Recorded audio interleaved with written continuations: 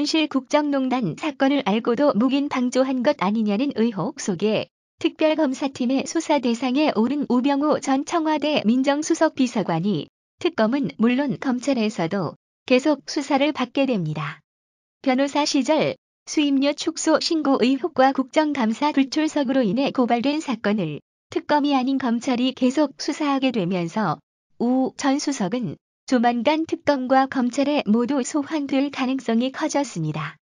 12일 법조계에 따르면 최순실 씨 관련 의혹을 수사하던 특별수사본부가 해산하면서 우 전 수석과 관련한 여타 사건은 서울중앙지검에 남아 수사가 이어질 예정입니다.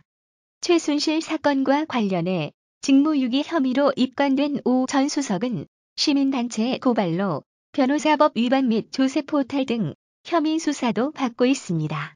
시민단체 투기자본감시센터는 우 전 수석이 변호사로 활동할 때 유사수신 투자 사기 혐의로 검찰 수사를 받은 양돈업체 도나도나 최모 대표를 몰래 변론하고 수임료를 축소 신고해 6천만 원에 대한 소득세를 포탈했다고 주장하며 9월 그를 고발했습니다.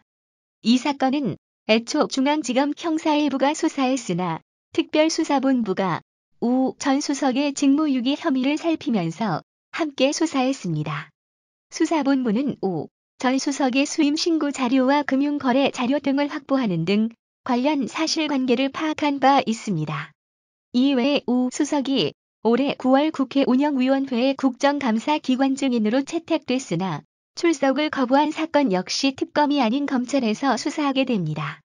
우 전 수석은 이원종 대통령 비서실장 및 다른 수석급 참모들과 함께 국감기관 증인으로 채택됐으나 사유서를 제출하고 출석하지 않았습니다.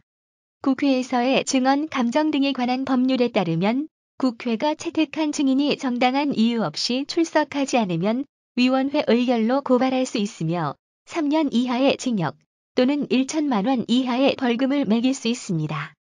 검찰은 이 사건이 특검 인계 대상이 아니라고 보고 직접 수사하기로 한 것으로 전해졌습니다.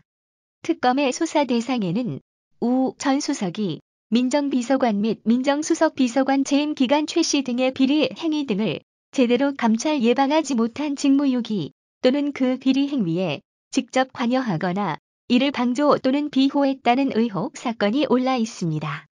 이에 따라 우 전 수석은 국정농단 의혹과 관련해 특검 수사 기간 내에 특검 사무실에 출석할 뿐만 아니라 조만간 검찰청사에도 다시 조사를 받으러 나와야 할 것으로 보입니다.